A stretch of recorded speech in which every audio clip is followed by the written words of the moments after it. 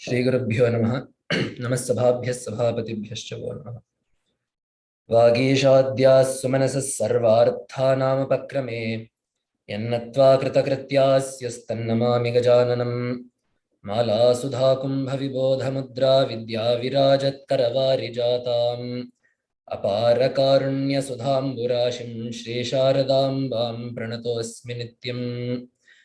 सत्यज्ञानसुखस्वरूपममलं क्षीराब्धिमध्यस्थितं योगारूढमतिप्रसन्नवदनं भूषासहस्रोज्ज्वलं त्र्यक्षं चक्रपिनाकसाभयवरान् बिभ्राणमर्कच्छविं छत्रे भूतफणीन्द्रमिन्दुधवलं लक्ष्मीनृसिंहं भजे। सदाशिवसमारम्भां शङ्कराचार्यमध्यमाम् अस्मदाचार्यपर्यन्तां वन्दे गुरुपरम्पराम्। शास्त्राब्धिपारदृश्वानं सङ्गहीनं तपोनिधिं भजे श्रीभारतीतीर्थगुरुं भद्रौघदायकं विद्याविनयसम्पन्नं वीतरागं विवेकिनं वन्दे वेदान्ततत्त्वज्ञं विधुशेखरभारतीम्। उग्रं शान्तं च वीरं सकलमयमहाविष्णुमग्निं ज्वलन्तं सर्वत्रानन्तवक्त्रं नरमृगवपुषं भीषणं सर्वभद्रं सर्वज्ञं मृत्युमृत्युं बहुविधनुतिभिर्वन्दितं विश्वलोकैः विश्वाहङ्कारबीजं परमशिवगुरुं त्वां भजे मन्त्रराजम्। నృసింహమయమైన సభకు నమస్కరిస్తూ సాధారణంగా ప్రతి నృసింహ జయంతి నాడు భగవంతుడి యొక్క చరిత్రని మననం చేసుకోవడం, ఆ తత్వాన్ని అనుసంధానం చేసుకోవడం పరిపాటి. కాబట్టి క్రితం 2 సంవత్సరాలు భాగవతం నుండి నృసింహ ఆఖ్యాయిక, అలాగే క్రితం సంవత్సరం ఏమో నృసింహ చెంపు అనే ఒక చెంపు కావ్యాన్ని చెప్పుకున్నాము. అది భగవంతుడి చరిత్రకి సంబంధించింది. ఈసారికి భగవత్ తత్వాన్ని విచారించుకోవడం బాగుంటుందని చెప్పి, భగవంతుడికి ఎన్నో మంత్రాలు ఉంటాయి. ప్రతి దేవతకి చాలా మంత్రాలు ఉంటాయి. ఎందుకంటే ఒక్కొక్క దేవతకి వివిధ కోణాలు ఉంటాయి. ఒక్కొక్క కోణాన్ని ఆవిష్కరించేది ఒక్కొక్క మంత్రం, ఒక్కొక్క మంత్రానికి సంబంధించింది ఒక్కొక్క రూపం, ఆ ఒక్కొక్క రూపాన్ని తెలియబరిచేది ఒక్కొక్క శబ్దము, ఆ శబ్దానికి ఒక రూపము. ఈ రెండు. కాబట్టి శబ్దమేమో మంత్రము, రూపమేమో యంత్రము, అలాగే ఆ యంత్ర ప్రకారము మనకి కనపడే దేవత, కరచరణాది అవయవాలతో ఉండే ఒక దేవత. కాబట్టి అలాగే నృసింహస్వామికి కూడా ఎన్నో మంత్రాలు ఉన్నాయి. మనకి ప్రపంచ సారతంత్రం అని చెప్పి ఒక గ్రంథం, అది భగవత్పాద కృతంగా ప్రచారంలో ఉంది లోకంలో. దాంట్లో వివిధ దేవతల యొక్క మంత్రాలు ఉన్నాయి. దాంట్లో నరసింహస్వామి కనీసం ఒక 4-5 మంత్రాలు ఉన్నాయి. అలాగే మనకి విశేషంగా నారద పురాణంలో, ఉపపురాణమైన నారద పురాణంలో మనకి ఒక 20 పైన నృసింహ మంత్రాలు కనపడతాయి. దాంట్లో ఏకాక్షర మంత్రాలు, షడక్షర మంత్రాలు, అష్టాక్షర మంత్రాలు, ద్వాదశాక్షర మంత్రాలు, షోడశాక్షర మంత్రాలు, తర్వాత మాలా మంత్రాలు, సహస్రాక్షర మంత్రం వరకు కూడా నృసింహ మంత్రాలు ఎన్నో చెప్పబడున్నాయి. కాబట్టి వాటిల్లోకెల్లా శ్రేష్టమైనది నృసింహ మంత్రరాజం అని చెప్పి అంటారు. దీన్నే ఆనుష్ఠుభం అని చెప్పి, మంత్రరాజం అని చెప్పి కూడా అంటారు. ఆనుష్ఠుభం అని చెప్పి అనుష్ఠుప్ ఛందస్సులో ఉంది కాబట్టి, పాదానికి 8 అక్షరాలు చొప్పున 32 అక్షరాలతో ఉంది కాబట్టి దీన్ని ఆనుష్ఠుభ మంత్రం అని చెప్పి అంటారు. అలాగే మంత్రరాజం భగవంతుడి యొక్క, ఈ నరసింహస్వామి యొక్క మంత్రాలన్నింటిలోకి, అలాగే సాధారణంగా దేవతా మంత్రాలన్నింటిలోకి ఇది చాలా ఉత్కృష్టమైనది కాబట్టి దీన్ని మంత్రరాజము అని చెప్పి వ్యవహారంలో పిలువబడుతూ ఉంటారు. మంత్రశాస్త్రంలో ఇంకో మంత్రరాజం అని కనపడుతుందంటే అది శ్రీ విద్యలో లలితాదేవి యొక్క పంచదశి మంత్రం లేదా షోడశి మంత్రం. ఈ 2 మాత్రమే మంత్రరాజాలుగా చెప్పబడతాయి. కానీ ఈ మంత్రరాజంకి చాలా ప్రసిద్ధి. ఎందుకంటే ఇది ఉపనిషద్గతమైన మంత్రం. ఇది ఉపాసన పరమైన అథర్వశీర్షం అయిన నృసింహ తాపనీయోపనిషత్తు, అది అథర్వశీర్షం అని చెప్పి అంటారు దాన్ని. దాంట్లో పూర్వోపనిషత్తులో ఈ మంత్రం కనపడుతుంది. దీన్ని బ్రహ్మ ద్రష్ట, ఈ మంత్రానికి బ్రహ్మ దేవతలకి దీన్ని ఉపదేశిస్తారు, ఈ మంత్రాన్ని ఆ ఉపనిషత్తు ఆఖ్యాయికలో.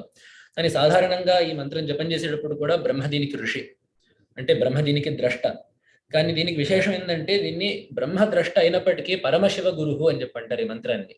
ఈ మంత్రం యొక్క తత్వాన్ని, ఈ మంత్రంలో ఉండే జ్ఞానాన్ని బోధించేది మాత్రం శివుడు అని చెప్పి. ఇది ఎక్కడ కనపడుతుందంటే సంహితా గ్రంథాలు అని చెప్పి ఉంటాయి. అంటే ఈ ఆగమ గ్రంథాలు, వైదికం కాదు, స్మార్తం కాదు, కానీ ఆయా దేవత ఉపాసనల ప్రకారం వైష్ణవాగమాలు, అలాగే శైవాగమాలు, శాక్తాగమాలు, ఈ ఆగమాలలో ఆయా దేవతోపాసనల యొక్క సిద్ధాంతాలని వాళ్ళు నిగూఢపరిచారు వాటిల్లో.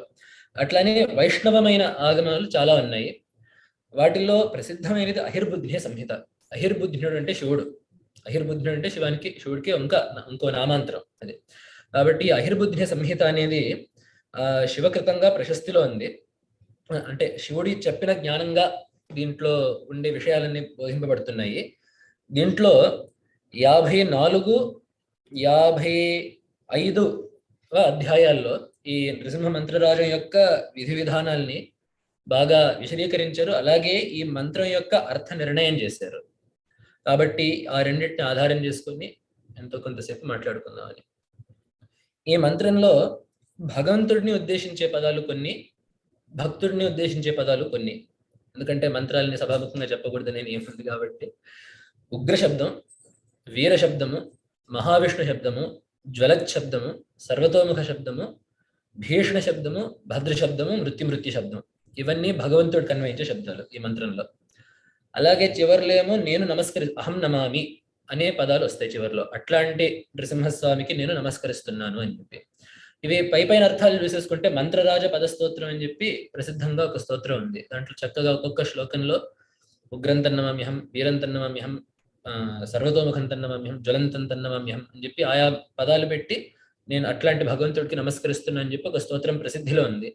కాబట్టి అక్కడ ఉగ్రుడు అంటే చాలా తీక్ష్ణమైన క్రోధం కలిగిన వాడు. అందుకని ఆ స్తోత్రంలో వృత్తోత్కుల విశాలాక్షం విపక్ష క్షయదీక్షతం అని చెప్పి మొదలు పెట్టారు. ఆయన కళ్ళు బాగా క్రోధంతో విచ్చుకొని ఉన్నాయి, ఆయన శత్రు సంహారానికి నిశ్చయించుకొని ఉన్నారు. కాబట్టి ఆయన ఉగ్రుడికి నమస్కారము. అలాగే సర్వైరవధ్యతాం ప్రాప్తం సబలోఘం నితేస్తన్ నఖాగ్రే శకలీ చక్రే యః తం వీరన్నమమ్యహం. అందరికంటే వీరుడు అని చెప్పి ఎలా తేలిందంటే ఏ దేవత చేత చంపబడలేని హిరణ్యకశిపుని ఆయన గోళ్లతో మాత్రమే చీల్చాడు కాబట్టి అట్లాంటి వీరుడైన నరసింహస్వామికి నమస్కారము. అలాగే ఒక్కొక్క శబ్దానికి చెప్పుకుంటూ ఆయన పదావష్టబ్ధ పాతాళం మూర్ధావిష్ట త్రివిష్టపం భుజప్రవిష్టాష్ట దిశం మహావిష్ణున్నమమ్యం. ఆయన మహావిష్ణువు ఎలా అయ్యాడంటే ఆయన పాదాలు పాతాళం వరకు వ్యాపించున్నాయి, మూర్ధం ఆయన శిరస్సేమో స్వర్గానికి అవతల ఉంది, ఆయన భుజాలన్నీ ఏమో దశ దిక్కుల్ని ఆవరించున్నాయి కాబట్టి ఆయన మహావిష్ణువు వ్యాపనశీల అయ్యాడు కాబట్టి ఆయన మహావిష్ణువు అని చెప్పి ఇది ఇలా ఆ మంత్రరాజపద స్తోత్రం చెప్పుకుంటూ వెళ్తుంది. ఈ పదాల యొక్క అర్థాలు చాలా స్తరాల్లో ఉంటాయి. అంటే స్థూలంగా చూస్తే ఉగ్రుడు అంటే చాలా క్రోధ ప్రధానమైన భావం కలిగిన వాడు. వీరుడు అంటే యోధుడు, శక్తి సామర్థ్యాలు కలిగిన వాడు, పరాక్రమం కలిగిన వాడు. మహావిష్ణు అంటే గొప్పగా వ్యాపించువాడు, లేదా ఈ అవతారానికి మూలమూర్తి అని విష్ణుమూర్తి అని చెప్పి కూడా అనుకోవచ్చు. జ్వలత్ అంటే ప్రకాశించువాడు, మెరిసిపోతున్నవాడు లేదా దహించుచున్నవాడు, ఈ రెండిట్లో ఒకటి. సర్వతోముఖ అంటే అన్నిటినీ ఒకేసారి చూస్తున్నవాడు, అన్ని చుట్టూతా ముఖాలు కలిగిన వాడు అని చెప్పి అన్నిటినీ ఒకటేసారి చూసేవాడు అని. అలాగే నృసింహ అంటే ఆయన ఒక రూపాన్ని చెప్తున్నది. సగము నృ అంటే మనిషి, సింహం అంటే ఈ మృగేంద్రము, కాబట్టి ఆయన రూపాన్ని చెప్పే నామం అది, సగం మనిషి సగం సింహం అని చెప్పి. భీషణ అంటే భయాన్ని కలిగించేవాడు, ఇది పంచమి అర్థం, విభేత్యస్మాత్ అని చెప్పి. కాబట్టి ఇతన్ని చూస్తే భయపడతారు అని చెప్పి ఎవరినైతే అంటారో అతన్ని భీషణుడు అని చెప్పి అంటారు. భద్రుడు అంటే మంగళస్వరూపుడు, మంగళకారకుడు అని చెప్పి. ఆ మృత్యు అంటే చావుకే చావు అయినవాడు, శివుడిని ఎలాగైతే కాలకాలుడు కాలాంతకుడు అని చెప్పి అంటారు అలాగే ఈయన కూడా మృత్యువుకే మృత్యువుని కలిగించేవాడు, కాలానికే కాలమైన వాడు అని చెప్పి అంతవరకు ఆ మంత్రానికి అర్థం. అట్లాంటి భగవంతుడిని నేను నమస్కరిస్తున్నాను అని చెప్పి అక్కడ మంత్రార్థం అక్కడ వరకు వస్తుంది. కానీ ప్రతి మంత్రం లాగానే దీనికి ఒక తాత్వికమైన సమన్వయం కూడా చేశారు పెద్దలు. అది రకరకాలుగా ఉన్నాయి. ఆ నృసింహ ఉపనిషత్తులో కూడా స్పష్టంగా అక్కడ ఉపనిషత్తులో ఉంది. ఈ సంహిత ఎంచుకుంది ఎందుకంటే ఇది కొంచెం మన స్థాయిలో ఉండే వాళ్ళకి అంత నిర్గుణ బ్రహ్మంలోకి వెళ్ళిపోకుండా, ఎందుకంటే అక్కడ ఉపనిషత్తులో వాళ్ళు అవస్థాత్రయ విచారము, తురీయం అంటే ఏంటి, అది బిందు ఓంకారంలో ఎట్లా చెప్పబడుతుంది, అట్లాంటి విషయాల్లోకి వెళ్ళిపోతారు. సాధారణంగా మనకి ప్రణవోపాసనం అంత వ్యవహారంలో మనకి గృహస్థులకి అంత లేదు కాబట్టి, బ్రహ్మచారికి లేదు కాబట్టి, ఇది భగవత్ తత్వాన్ని గురించి చెప్తుంది కాబట్టి ఈ సంహితను ఆధారంగా చేసుకుంటే ఆ మంత్రాలని అనుసంధానం చేసుకోవడానికి బాగా ఉపయోగిస్తుంది. కాబట్టి ముందు ఉగ్ర శబ్దానికి ఏం చెప్పారంటే ఉద్గిరత్యఖిలం లోకం ఉద్గీర్ణం గ్రసతి స్వయం అని చెప్పారు. ఈ నిర్వచనాలు ఎలా ఉంటాయంటే వ్యాకరణ పరంగా అంత సరిపోవు. అంటే వ్యాకరణ పరంగా ఉదాహరణకి విష్ణు శబ్దానికి విషవ్యాప్తో అనుకుంటా, విషవ్యాప్తో అనే ధాతు నుండి, ఆ విష్ అనే ధాతు నుండి ఏర్పడినది విష్ణు శబ్దం. అక్కడ ఆ ప్రత్యయాలు అవన్నీ పాణిని అష్టాధ్యాయులో స్పష్టంగా ఉన్నాయి. విష్ణు ప్రత్యయమో ఏదో ఉంది అక్కడ. కానీ దీంట్లో అదొక్కటే కాకుండా ఇంకా చాలా వివినక్తి అని ఒక ధాతు చెప్తారు, అలాగే విచేష్టత అని ఒక ధాతు చెప్తారు. కాబట్టి ఆ వ్యాకరణ పరంగా సరిపోదు, కానీ తాత్వికంగా సమన్వయిస్తాయి ఈ ఈ నిర్వచనాలన్నీ. కాబట్టి ఉగ్ర శబ్దానికి ఏం చెప్పారంటే ఉద్గిరత్యఖిలం లోకం. ఉద్గిరతి అంటే విలికక్కుట, గిరతి అంటే మృంగడం, ఉద్గిరతి అంటే పైకి కక్కడం. ఈ విశ్వం మొత్తాన్ని ఉద్గిరతి, కాబట్టి ఉగ్రుడు అయ్యాడనమాట ఆయన. ఈ లోకాన్ని ఆయన పైకి కక్కడం. దీన్నే ఇక్కడ శివుడితో చాలా పోలికలు ఉంటాయి. దీన్నే వామదేవుడు అని చెప్పంటారు శివుడిని. వమనము అంటే కక్కడం. అట్లా వమనం చేసిన దేవుడు కాబట్టి ఆయన్ని వామదేవుడు అని చెప్పన్నారు. ఆయన కూడా ఈ లోకాన్ని బయటికి కక్కుతాడు. ఎందుకంటే మనకి ఉపనిషత్తుల్లో కూడా తర్వాత వెంటనే ఉద్గీర్ణం గ్రసతి స్వయం. ఉద్గీర్ణం, ఆ పైకి కక్కిన లోకాన్ని మళ్ళీ అతనే గ్రసిస్తున్నాడు, మృంగుతున్నాడు. కాబట్టి ఈ ఉద్గిరతి, ఉద్గ్రసతి, ఈ రెండింటిని పట్టుకొని ఉగ్ర అనే శబ్దాన్ని తయారు చేశారంట దీంట్లో. కాబట్టి లోకాన్ని కక్కేవాడు, లోకాన్ని మళ్ళీ ఆ కక్కబడిన లోకాన్ని మళ్ళీ మింగేవాడు అయిన వాడిని ఉగ్రుడు అంటారు. ఎందుకంటే మనకి ఉపనిషత్తులో కూడా ఇచ్చే ఉదాహరణ ఏమిటంటే యథోర్ణనాభి సృజతే గృహతే చ అని చెప్పి ఉపనిషత్తుల్లో చెప్పిన ఉపమానం అది. ఊర్ణనాభి అంటే సాలెపురుగు. సాలెపురుగు తన గూడుని తన నుండే సృజిస్తుంది. ఆ గూడుని కట్టాక దానికి కావాల్సిన పురుగు ఏదో దాంట్లో పడ్డాక ఆ గూడుని తనే తినేస్తుంది మళ్ళీ. కాబట్టి ఆ గూడు తన నుండే నిర్మాణం అయింది, మింగడం కూడా తనలోకే వెళ్ళిపోయింది. అలాగే సాలెపురుగు అయితే ఎలాగైతే అట్లా చేస్తుందో, అలాగే భగవంతుడు కూడా తన నుండే ప్రపంచాన్ని తయారు చేసి చివరిలో తనలోనే కలిపేసుకుంటాడు అనే తత్వాన్ని ఉగ్రశబ్దం చెప్తోంది. ఈ లోకాన్ని పైకి క్రక్కి మళ్ళీ మృంగుతున్నాడు అని చెప్పి ఉగ్రశబ్దం. తర్వాత వీరశబ్దము. వీరశబ్దాన్ని మనం సాధారణంగా వీరుడు అంటే యుద్ధం బాగా చేసేవాడు, పరాక్రమించేవాడు అని చెప్పి అర్థం చేసుకుంటాము. దీన్ని వేరేగా విడగొట్టారు. వీరయత్యఖిలం లోకం వివిధం రమయత్యపి, వీరయత్యఖిలం భావం వివిధం రమయత్యపి అని చెప్పించారు. ఈరయతి అంటే ప్రేరేపించడం. ప్రేరేపించడం అనే దాంట్లో ఈరయతి ప్రేరించుట అనే దాంట్లోనే ఆ ఈరయతి అనేది ఉంది. కాబట్టి విశేషంగా ప్రేరేపించువాడు వీరుడు అని చెప్పి, సర్వప్రాణుల మనస్సుల్లో ఉండి వాళ్ళ యొక్క కర్మలకి, వాళ్ళ యొక్క ఆలోచనలకి, వాళ్ళ యొక్క తలపులకి కారణమైన వాడు వీరుడవుతాడు. కాబట్టి ఈశ్వర సర్వభూతానాం హృదయేషర్జున తిష్టతి భ్రామయన్ సర్వభూతాన్ని యంత్రారూఢాన్ని మాయ అని చెప్పి గీతలో చెప్పినట్టు ఈశ్వరుడు ప్రాణుల యొక్క హృదయాల్లో ఉంటాడు. ఆ హృదయాల్లో ఉండి యంత్రాల్ని తిప్పినట్టుగా జీవుల్ని తిప్పుతూ ఉంటాడని చెప్పి గీతలో చెప్పారు. అలాగే ఇక్కడ కూడా వీరయత్యఖిలం భావం అంటే మనకు కలిగే భావాలన్నింటినీ ఆ భగవంతుడు ఎవరైతే ప్రేరేపిస్తున్నారో ఆ భగవంతుడు వీరుడు అని చెప్పి చెప్పబడతారు. అలాగే వివిధం రమయత్యపి అది కూడా చెప్పారు. రమ్ ధాతు అంటే ఆనందించుట. కాబట్టి అందరినీ విశేషంగా ఆనందింపజేసేవాడు. వివిధం అంటే ఎవరికి కావలసిన ఆనందాన్ని వాళ్ళకిస్తూ.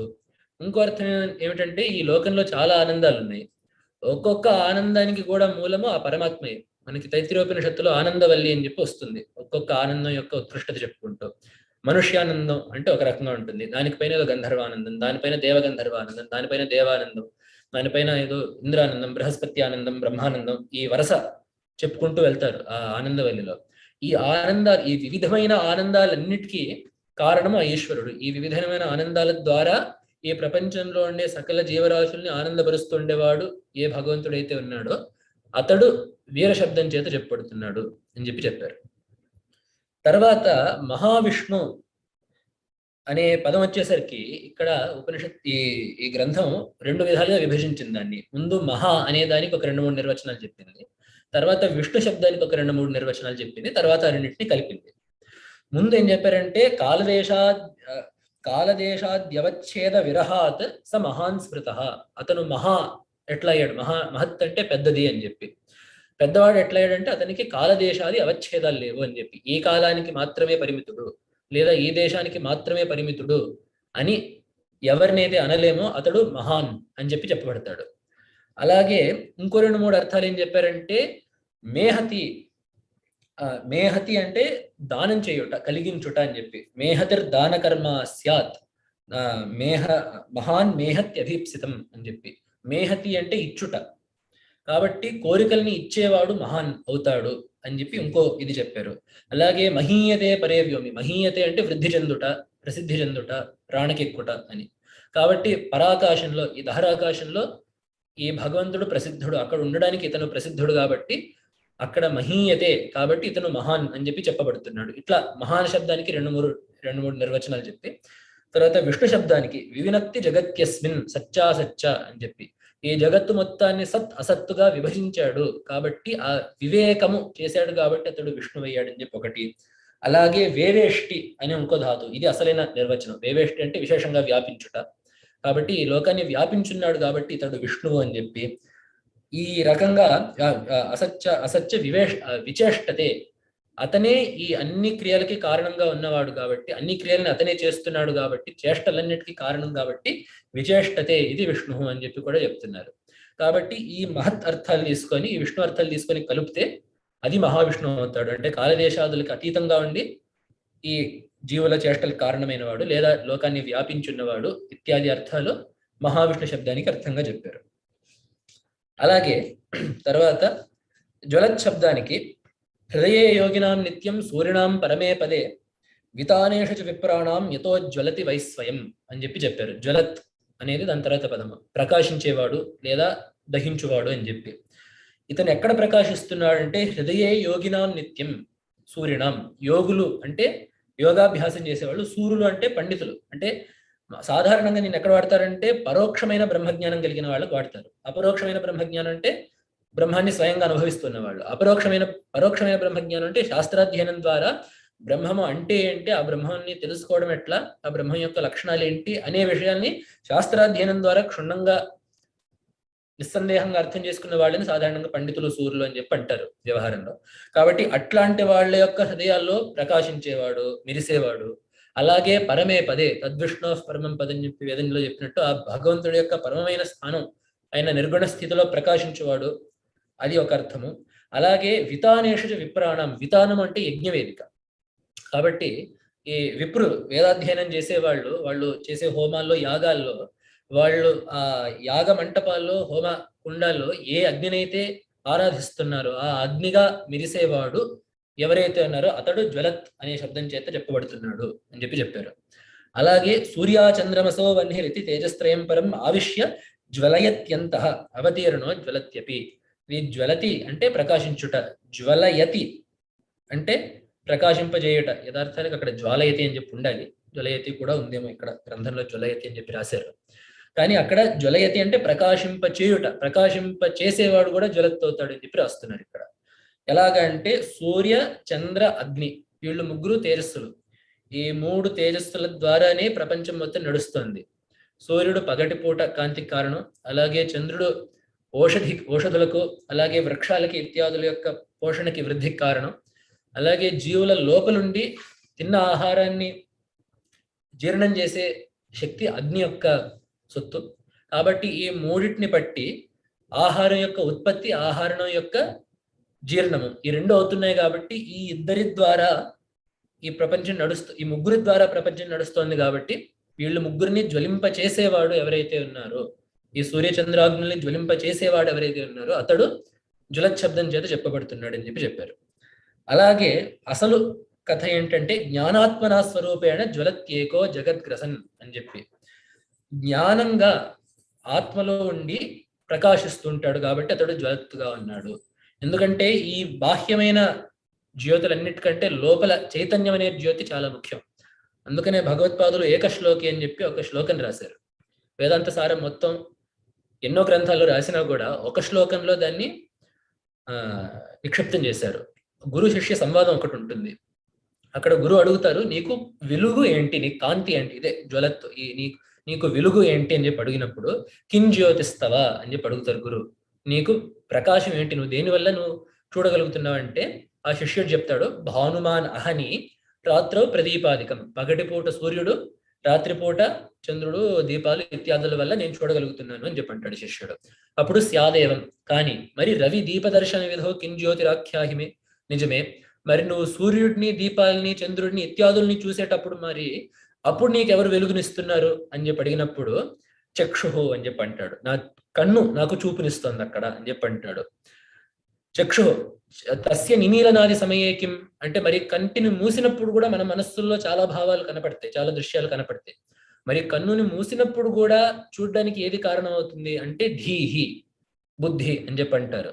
మరి ధియో దర్శనే, ఎందుకంటే మనం బుద్ధిని కూడా గమనిస్తూ ఉంటాం. నా బుద్ధి ఈరోజు సరిగ్గా లేదు, నాకు ఇప్పుడు కోపంగా ఉంది, నాకు ఇప్పుడు ఆనందంగా ఉంది అని చెప్పి మనం బుద్ధిని కూడా చూస్తూ ఉంటాము. కాబట్టి నీ బుద్ధి ద్వారా నువ్వు నీ కన్ను మూసినప్పుడు కూడా చూస్తున్నావు. మరి నీ బుద్ధిని చూడడానికి ఏమిటి సాధనం అంటే కిం ధీహి, ధియో దర్శనే కిం అంటే తత్ర అహం, అక్కడ నేను అనే పదార్థం అక్కడ తప్ప మరొకటి లేదు అని చెప్పినప్పుడు అతో భవాన్ పరమకం జ్యోతి అని చెప్పి చెప్తారు గురువు. కాబట్టి నువ్వే ఈ జగత్తుకి జీవజ్యోతివి, జగత్తుని నడిపే పరమాత్మ ఎవరైతే ఉన్నారో ఆ జ్యోతివే నువ్వు అని చెప్పి ఆ శ్లోకంలో చెప్పబడుతున్నారు. కాబట్టి అట్లాగా ఈ జీవులలో చైతన్యంగా ఏ జ్యోతి అయితే ఉందో సర్వ వ్యవహారాలకు కారణంగా ఉంటూ ఆ జ్యోతి నృసింహస్వామి అని చెప్పి జ్వలత్ శబ్దం చెప్తుంది. అలాగే సర్వతోముఖ శబ్దానికి, సర్వతోముఖం అంటే సర్వతోక్ష శిరోముఖం, సర్వతః పాణిపాదం తత్ సర్వతోక్ష శిరోముఖం సర్వతశ్రుతిమల్లోకే సర్వమావృత్తి తిష్టతి అని చెప్పి గీతలో చెప్పారు. కానీ ఆ నిర్వచనం ఇక్కడ ఇచ్చింది కాదు. ఇక్కడ ముఖం శక్తి సముద్దిష్ట సర్వతో యస్య సాస్థిత సర్వతోముఖమాహుస్తం సర్వశక్తిం సనాతనం అని చెప్పి రాశారు. ఇక్కడ ముఖ శబ్దానికి శక్తి అని చెప్పి అర్థం రాశారు. అంటే సాధారణంగా సర్వతోముఖానికి ఏం చెప్తారంటే ఆ మంత్రరాజ పదస్తోత్రంలోనే సర్వేంద్రియైరపి వినా సర్వం సర్వత్ర సర్వదా యోజానాతి నమామ్యాద్యంతమహం సర్వతోముఖం అని చెప్పి ఆ స్తోత్రంలో రాశారు. ఇంద్రియాలు లేకపోయినప్పటికీ కూడా సర్వాన్ని తెలిసిన వాడు ఎవరైతే ఉన్నారో అతడు సర్వతోముఖుడు అని చెప్పి. ఎందుకంటే మనం ఏమైనా తెలుసుకోవాలంటే మనం ఇంద్రియాల ద్వారా ప్రయత్నపూర్వకంగా మనం ఒక ప్రయత్నం ఉండేది. అక్కడ ఒక పుస్తకం చూడాలంటే మనం మన బుద్ధి ద్వారా కంటిని ప్రేరేపించి నువ్వు దీన్ని చూడాలి అని చెప్పి ఆ కంటి నటు వైపు తిప్పి దానికి నువ్వు చూడు అని చెప్పినప్పుడు ఆ చూపు ద్వారా మనకి ఆ రూపజ్ఞానం వస్తుంది. అలాగే ఏదో జిహ్వ ద్వారా ఇప్పుడు నువ్వు దీన్ని తినాలి అని చెప్పి అనుకున్నప్పుడు ఆ జిహ్వని ఆ పదార్థాన్ని జిహ్వ మీద పెట్టినప్పుడు అప్పుడు ఆ రసం యొక్క జ్ఞానం కలుగుతుంది. అలాగే శబ్దానికి స్పర్శకి వగేరా వగేరా. కానీ భగవంతుడిది ఏంటంటే అతనికి ఇంద్రియాలు లేవు. భగవంతుడికి ఇంద్రియాలు లేకుండానే సర్వజ్ఞుడు అవుతాడు. కాబట్టి ఇంద్రియాలు లేకుండా ఎవరైతే సర్వాన్ని తెలుసుకుంటున్నారో అట్లాంటి వాడు సర్వతోముఖుడు అని చెప్పి ఆ స్తోత్రంలో రాశారు. ఈ గ్రంథంలో ఏం రాశారంటే ముఖం అంటే శక్తి అని చెప్పి రాశారు. ఎందుకంటే ఒక ముఖం అంటే ఏమిటి, ఒక భాగం, ఒక కోణం, ఒక ఒక ఒక దృక్పథము. కాబట్టి ఒక దృష్టి, ఆ దృష్టిలోనే శక్తి ఉంటుంది. కాబట్టి ముఖం అంటే ఇక్కడ శక్తి రాశారు. అట్లా సర్వతః శక్తిమాన్, అది సర్వతోముఖము అంటే అన్ని దిక్కుల నుండి శక్తి కలిగిన వాడు. అంటే ఇక్కడ అతనికి శక్తి ఉంటుంది, ఇక్కడ ఉండదు అని చెప్పి ఏం లేదు. సర్వము తనకి శాసించడానికి అనుకూలంగా ఉంది. అతడు ఎక్కడైనా కూడా తన యొక్క శక్తిని చాటుకొనగలడు, ఎక్కడి నుంచైనా తన శక్తిని ప్రకటింపజేయగలడు. కాబట్టి అది సర్వతోముఖం అనే దానికి అర్థంగా చెప్పారు. తర్వాత నృసింహ శబ్దము. ఇక్కడ నృసింహ శబ్దం అంటే నరస్య సింహస్య ఇవ తనుహు యస్య అని చెప్పి చెప్పలేదు. ఇక్కడ నరుడికి సింహానికి వలె రూపం ఇతనికి ఉంది అని చెప్పి చెప్పలేదు. ఎక్కడేం రాశారంటే నరానాం బంధనం హంతి హినస్తి ఇది నృసింహత అని చెప్పి. సింహ శబ్దం హింస నుండి వచ్చింది అని చెప్పి శబ్దశాస్త్రంలో ప్రసిద్ధి. శబ్ద వ్యత్యాసం జరిగితే హింసా శబ్దమే సింహం అవుతుంది. కాబట్టి నరుల యొక్క బంధనాన్ని హింసించువాడు లేదా బద్దలగొట్టువాడు ఎవరైతే ఉన్నారో అతడు నృసింహుడుగా చెప్పబడతారు. కాబట్టి ఆ నర బంధనాన్ని, జీవుల యొక్క బంధనాల్ని త్రెంచేవాడు నృసింహుడు. తర్వాత భీషణం, భీయం సనోతి శత్రువుణాం భీషణస్తేన శబ్దతే అని చెప్పి. భీషణము అంటే భయం, భీయం సనోతి, భీహి అంటే భయం, దాన్ని పెంచువాడు. శత్రువుల పట్ల భయాన్ని పెంచేవాడు. కాబట్టి ఆ భగవంతుడు భీషణుడు అని చెప్పి చెప్పబడుతున్నాడు. అలాగే భద్ర శబ్దం. భద్రం అంటే సాధారణంగా మంగళం అని చెప్పేస్తారు. ఇక్కడ ఏం చెప్పారంటే భాం దదాతి రవో భద్రాం భావం ద్రావయతే సతాం భవన్ ద్రావయతే ఘోరం సంసారం తాపసంతతం అని చెప్పి చెప్పారు.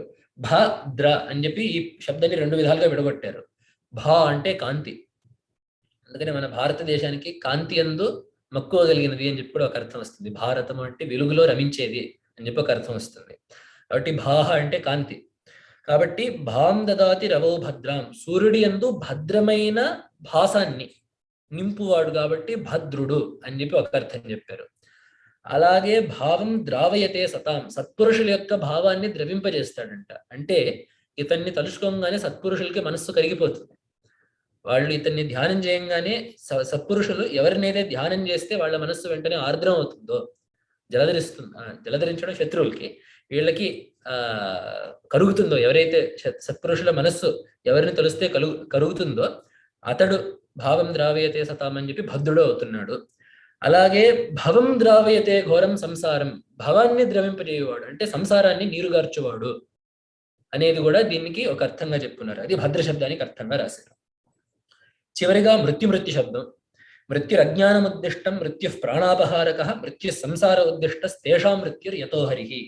మృత్యు అని చెప్పి దీంట్లో 2 మృత్యు శబ్దాలు ఉన్నాయి. మొదటి మృత్యు శబ్దానికి 3 అర్థాలు చెప్పారు. అజ్ఞానము, ప్రాణాపహారకుడైన యముడు, చావు, కాలము, అలాగే సంసారము. 3 అర్థాలు చెప్పారు మృత్యుకి. అజ్ఞానము, యముడు, సంసారము, లేదా అజ్ఞానము, చావు, కాలము, సంసారము, ఈ 3 అర్థాలు. రెండవ మృత్యు శబ్దమేమో నాశకత్వం ఇహోద్దిష్టం అని చెప్పి, కాబట్టి రెండో మృత్యు శబ్దానికి నాశనం చేయవాడు అని చెప్పి. కాబట్టి చివరికి మృత్యు ఏమొస్తుందంటే అజ్ఞాన నాశకుడు, మృత్యునాశకుడు, అలాగే సంసార నాశకుడు అని చెప్పి 3 అర్థాలు మృత్యు శబ్దం ద్వారా చెప్పబడతాయి. చివరికి అహం అనేది ఉంటుంది. అహం అంటే నేను నమస్కరిస్తున్నాను అని చెప్పి. ఇది కొంచెం దూరంగా వెళ్ళిన అర్థమే, కానీ చెప్పుకోవాల్సిన అర్థం. ఎందుకంటే అహం అనేది చాలా స్పష్టంగా వ్యాకరణలో అస్మత్ శబ్దానికి ప్రథమ విభక్తి ఏకవచనంగా చాలా స్పష్టంగా ఉంది. కానీ వీళ్ళు దానికి ఇంకో అర్థం ఏం చెప్పారంటే జిహీతే హరిం యాతి అని చెప్పన్నారు. అకారో విష్ణువాచక అని చెప్పి ప్రసిద్ధి. అకారము విష్ణుని చెప్తుంది. కం అంటే క అనే అక్షరం బ్రహ్మని చెప్పినట్టు, ఏదో ఈ కష్ట అష్ట ఈషశ్చ అని చెప్పినట్టు అకారం విష్ణు చెప్తుంది. అట్లాగా అకారము విష్ణు కాబట్టి జిహీతే అంటే చేరుట. కాబట్టి అమ్మును చేరువాడు అంటే విష్ణువును చేరువాడు అహం అని చెప్పి చెప్పబడుతున్నాడు అని చెప్పి రాశారు దీంట్లో. అంటే చివరికి ఎప్పటికో భగవంతుడిని చేరుకోవాల్సిన వాడు ఎవరైతే ఉంటారో వాడు అహం అని చెప్పి అనబడతాడు అని చెప్పి రాశారు ఇక్కడ. జిహీతే హరిం యాతి స్వరూపేణేతి తాదృశ పూర్ణానంద స్వరూపో హి చేతనో నిఖిలో యతః అని చెప్పి రాశారు ఇక్కడ. కాబట్టి అహం శబ్దానికి హరిని ఎప్పటికో అప్పుడు ఎలాగో అలాగా స్వరూపత చేరుకుండేవాడు అని చెప్పి రాశారు. స్వరూపేణేహ తాదృశ అంటే ఏదో ఆ లోకానికి వెళ్ళడమో ఆ రూపాన్ని తీసుకొని ఉండడమో కాదు, హరి స్వరూపంగా మారిపోవడం, భగవంతుడితో తాదాత్మ్యాన్ని చెంది సాయుధ్యం పొందడమే దీనికి పరమార్థ ప్రయోజనంగా చెప్పారు. కాబట్టి ఈ మంత్రానికి గొలుసుకట్టుగా ఇప్పుడు అర్థం చూసుకుంటే ప్రపంచ సృష్టికి లయకి కారణమైన వాడు, సర్వభావాల్ని ప్రేరేపించేవాడు, అలాగే చైతన్యముగా సూర్యచంద్రాగ్నులుగా యజ్ఞాగ్నిగా భాసిల్లువాడు, సర్వశక్తిమయుడు, శత్రువుల పట్ల భయంకరుడైన వాడు, సర్వమంగళ స్వరూపుడు, సూర్యునందు కూడా కాంతిని నింపేవాడు, సత్పురుషుల యొక్క మనస్సులకి ఆనందాన్ని కలిగించేవాడు, అలాగే అజ్ఞానాన్ని సంసారాన్ని అపమృత్యుని నాశనం చేసేవాడు అయిన భగవంతుడు ఎవరైతే ఉన్నారో ఆ మనుషుల యొక్క బంధనాల్ని పోగొట్టే ఏ భగవంతుడైతే ఉన్నారో అట్లాంటి భగవంతుడిని విష్ణుమూర్తిని చేరాలని చెప్పి అనుకుంటే నేను కొలుచుకుంటున్నాను అని చెప్పి ఈ మంత్రానికి విడదీసిన అర్థం వస్తుంది. ఇది ఈ సంహితాకారుల యొక్క మతము. ఇప్పుడు సరదాగా దీని తర్వాత ఇంకో 2 మతాలు కూడా రాశారు. యోగ దర్శనం ప్రకారం ఈ మంత్రాన్ని ఎట్లా అన్వయం చేయాలి, తర్వాత సాంఖ్య మతం ప్రకారం కూడా రాశారు. ఇది ఇప్పుడు చెప్పుకోక్కర్లేదు. కానీ తర్వాత విచిత్రంగా ఏంటంటే వైష్ణవాగమయం ఏంటిది పాశుపత మతం ప్రకారం కూడా దీన్ని ఎట్లా అన్వయించాలో కూడా రాశారు. పాశుపత మతం అనేది అది యథార్థానికి పూర్తిగా శైవం అని చెప్పి చెప్పలేను, కానీ వాళ్ళు పశుపతి అనే ఒక దేవుడిని ఆరాధిస్తారు. అతను ఇంచుమించు మనం ఇప్పుడు కొలుచుకునే శివ సమానుడైన దేవత.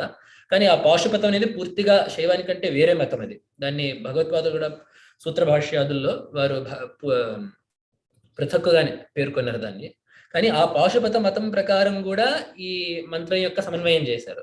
అంటే యథార్థానికి ఇప్పుడు చెప్పిన అర్థాన్ని ఎవరూ కాదనరు. అంటే ఇక్కడ ఈ ప్రస్తుతం అంటే ద్వైత విశిష్టాద్వైత మతానుయాయులైన వైష్ణవుల యొక్క భావాలేవి దీంట్లో అంత స్పష్టంగా లేవు. అన్వయించుకుంటే అన్వయించుకోవచ్చు, కానీ దీంట్లో విరోధించే అర్థాలు ఇప్పుడు చెప్పుకున్న వాటిలో ఏం లేవు, వచ్చే వాటిలో కూడా లేవు. కానీ ఆ దృక్కోణాలు ఎట్లా చూస్తున్నాము అని చెప్పి ఇప్పుడు పాశుపతంలో కొంచెం ఒక తీక్ష్ణమైన సాధన విధానం అది. కాబట్టి అక్కడ చెప్పే నిర్వచనాల్లో ఆ సాధనలో ఉండే ఆ తైక్ష్ణ్యం కనపడుతుంది. అలాగే యోగ మార్గంలో ఇప్పుడు అదే చెప్పుకోబోతున్నాము. యోగ మార్గంలో ఏంటంటే యోగము సాంఖ్యము 2 ఇంచుమించు ఒకటే పోకడని అనుసరిస్తాయి వారి యొక్క సిద్ధాంత నిరూపణలో. అయితే తేడా ఏంటంటే సాంఖ్యులు నిరీశ్వరులు. సాంఖ్యులు పెద్దగా ఈశ్వరుడిని ఒప్పుకోరు. వాళ్ళకి పురుషుడు, ప్రకృతి, వీళ్ళు ముగ్గురు చాలు వాళ్ళకి. జీవుడు, ప్రకృతి, ఈశ్వరుడు అనరు, వాళ్ళు చైతన్యం అని చెప్పి అంటారు. ఈ వీటి యొక్క కలయిక చేత ఏదో ఒకటి జరుగుతుంటుందని చెప్పి అంటారు. ఈ యోగ దర్శనం వాళ్ళు మాత్రం ఈశ్వరుడిని కూడా ఒప్పుకున్నారు.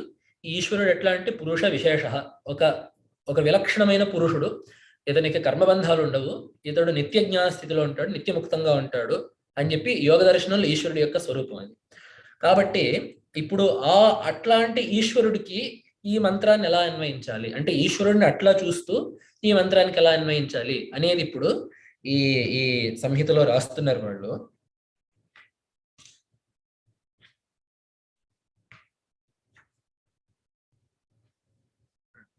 ఉద్గత కృధ ఇత్యేవం ఉగ్రః కరణరోధనాత్. ముందు ఉగ్ర శబ్దానికి ఉద్గత అని చెప్పి ఆ రెండు శబ్దాలని విడదీశారు. ఉద్గత క్రుధ అని చెప్పి, క్రుద్ధ అంటే కోపం, క్రుధ ఉద్గత అంటే కోపం నుండి బయటపడిన వాడు కాబట్టి ఇతడు ఉగ్రుడు అయ్యాడు. ఎందుకు అంటే కరణరోధనాత్, అతని యొక్క మనస్సుని ఇంద్రియాలని నిగ్రహించుకొని ఉన్నాడు కాబట్టి, భగవంతుడు క్రోధాన్ని అతిక్రమించాడు కాబట్టి, అట్లాంటి మనోవికారాలు లేవు కాబట్టి భగవంతుడిని ఉగ్రుడు అన్నాడు. చాలా విచిత్రం. ఎందుకంటే సాధారణంగా ఉగ్రుడు అంటే కోపంగా ఉండేవాడు అని చెప్పంటారు. ఇక్కడ కోపాన్ని అధిగమించిన వాడు, అతిక్రమించిన వాడు ఉగ్రుడు అని చెప్పి ఇక్కడ నిర్వచనం చెప్పారు. అలాగే వివృతాయేన విజితాహ ఈరాహ దేహస్థ వాయవ అని చెప్పి వీర శబ్దానికి ఇంకో రకంగా విడగొట్టారు. వి ఈరా అని చెప్పి రాశారు. ఈర శబ్దానికి యోగ శాస్త్రంలో ఆ పరిభాషలో ఈరము అంటే శరీరంలో ఉండే వాయువులు, ప్రాణాపానాది వాయువుల్ని ఈరములు అంటారు. కాబట్టి అవి ఎవరి వల్ల విజితములయ్యాయో, ఎవరైతే ఆ ఈరములను జయించారో అతడు వీరుడు. అంటే శరీరంలో ఉండే వాయువులన్నింటినీ నియమించి బాగా ప్రాణాయామ పరాయణుడే ఉండేవారు. మనకి యోగ నరసింహస్వామిలో అది వేదాంత దేశికలు రాస్తారు. అక్కడ అది ఆ ఆసన స్థిర బంధాన్ని ఏర్పరచుకొని ఆ భగవంతుడు అలా అక్కడ ప్రాణాయామం చేస్తున్నాడు కామాసికలు అని చెప్పి ఆ శ్లోకం అక్కడ రాశారు. కాబట్టి అట్లాగా ప్రాణాయామాన్ని బాగా చేసేవాడు, ఆ ప్రాణాలని అదుపులో పెట్టుకున్న వాడిని వీరుడు అంటారని చెప్పి ఇంకో నిర్వచనము. అలాగే జ్వలత్ శబ్దానికి ఏం రాశారంటే, మనకు భగవద్గీతలో ఒక శ్లోకం ఉంది, యథా దీపో నివాతస్థో నింగతే సోపమాస్మృత యోగినో యత చిత్తస్సి యుంజతో యోగమాత్మనః అని చెప్పి. ఆ యోగి తన యొక్క మనోవికారాల్ని జయించినప్పుడు ఆ మనస్సు చెలించకుండా ఉంటుంది. ఆ చెలించకుండా ఉండేటప్పుడు దానికి ఉపమానం ఏం చెప్పారంటే, గాలి లేని చోటు దీపంలాగా ఆ మనస్సు చెలించకుండా ఉంటుంది అని చెప్పి, ఆ యోగి యొక్క అవస్థ అట్లా ఉంటుంది అని చెప్పి రాశారు. కాబట్టి ఇక్కడ కూడా ఏం రాశారంటే, జితేంద్రియో జితశ్వాస యోంతర్జ్వలతి సర్వతః అనింద్రియ వ్యవచ్ఛేదాత్ సర్వతః ప్రసృతోజ్వలన్. ఈ ఇంద్రియాలని జయించడం ద్వారా, అలాగే ప్రాణాయామాన్ని జయించడం ద్వారా. ఎందుకంటే జితేంద్రియత్వం ఎక్కడ క్రోధాన్ని ఉగ్ర శబ్దాన్ని చెప్పినప్పుడు ఇంద్రియాల్ని జయించాడు కాబట్టి క్రోధాన్ని జయించాడని చెప్పి ఉగ్ర శబ్దంలో చెప్పారు. అలాగే వీర శబ్దం చెప్పినప్పుడు తన యొక్క శ్వాసని జయించాడని చెప్పి అక్కడ రాశారు. కాబట్టి ఆ ఇంద్రియాలని శ్వాసని నిరోధించడం వల్ల ఎవరైతే వికారాన్ని పొందకుండా నేరుగా రుజువుగా మండుతుంటారో అతడు జ్వలత్ అని చెప్పి చెప్తుంటారు. ప్రకాశించడం అంటే ఎట్లాంటి కదలికలు లేకుండా, వికారాలు లేకుండా, చాంచల్యం లేకుండా ప్రకాశించడము అయినది ఇక్కడ జ్వలత్ శబ్దానికి అర్థం అని చెప్పి చెప్పారు. సర్వతోముఖ ఉద్దిష్ట సర్వజ్ఞానమయో హరి. యోగ దర్శనంలో ధ్యానం ఇట్లాంటివి ప్రధానం కాబట్టి ఇక్కడ సర్వతోముఖుడు అంటే సర్వశక్తిమంతుడు అని చెప్పి కాకుండా సర్వజ్ఞానవంతుడు అని చెప్పారు. ఎందుకంటే సర్వత్రా అన్ని దిక్కులను ఒకటేసారి చూసేవాడు, అన్ని దిక్కుల్లో జరిగే ప్రతి విషయం గురించి సమగ్రంగా తెలుసుంటుంది కాబట్టి సర్వజ్ఞానవంతుడు అయినవాడు సర్వతోముఖుడుగా చెప్పబడతాడు అని చెప్పి రాశారు. అలాగే భీష్ణ శబ్దానికి ఏం రాశారు, ఇప్పుడు శత్రువుల్ని భయపెట్టువాడు అనేది యోగ దర్శనంలో వాళ్ళకి నిజానికి పెద్ద సంబంధం ఏం లేదు. కాబట్టి ఇక్కడ వాళ్ళ యొక్క నిర్వచనం ఏం రాశారంటే, భా సమ్యక్ జ్ఞానం ఉద్దిష్టం తస్యాః ప్రేరణం ఈషణం భేషణో భీషణ ప్రోక్త భగవాన్ విశ్వభావన అని చెప్పి ముందు భా అనేది తీసుకున్నారు. భా అంటే కాంతిగా తీసుకున్నారు. అలాగే ఆ భా అంటే జ్ఞానము అని చెప్పి చెప్పారు. ఆ కాంతి జ్ఞానము మనకి సాధారణంగా పర్యాయ పదాలుగానే వాడతారు. దాని ప్రేరణం చేసేవాడు. ఎందుకంటే జీవులకు కూడా జ్ఞానం రావాలంటే అది ఈశ్వర ప్రేరితంగానే ఉండాలని చెప్పి, అది ఈశ్వర ప్రేరితంగానే ఉండాలి అని చెప్పి ఆ యోగ శాస్త్రకారులు రాశారు. ఈశ్వర ప్రణిధానాద్వా అని చెప్పి ఆ మోక్ష సాధనకి రెండు విధానాల్లో ఉండేటప్పుడు ఈశ్వర ప్రణిధానం ముఖ్యం అని చెప్పి కూడా ఒక మార్గం రాస్తున్నారు. కాబట్టి ఎవరి యొక్క ప్రేరణ వల్ల జ్ఞానము కలుగుతుందో అతడిని భా ఈషణ కలిపితే భేషణ అవుతుంది. ఆ భేషణమే భీషణము అని చెప్పి కొంచెం సర్ది పెట్టారు అక్కడ ఆ పదాన్ని. భేషణో భీషణ ప్రోక్త అని చెప్పి, నిజానికి భీషణ శబ్దం రాలేదు అక్కడ, భేషణం వరకు తీసుకొచ్చారు. ఆ భేషణం ఈ భీషణం అని చెప్పి చెప్పేశారు. తర్వాత మహావిష్ణు నృసింహవచ మృత్యుశ్చ పూర్వవత్, ఇదొకటి గమనించాలి. మహావిష్ణువుకి నృసింహకి మృత్యుకి మూడు శబ్దాలకి పూర్వం ఏ నిర్వచనం అయితే ఈ గ్రంథకారులు ఇచ్చారో మాకు దానికి ఎట్లాంటి మార్పులేం లేవు, వాళ్ళేం చెప్పారో మేము దాన్నే చెప్తున్నాము అని చెప్పేశారు. ఎందుకంటే అంతటా వ్యాపించిన వాడు లేదా చేష్టలకు కారణమైన వాడు మహావిష్ణువు. అలాగే నృసింహుడు అంటే జీవుల యొక్క బంధనాన్ని పోగొట్టేవాడు.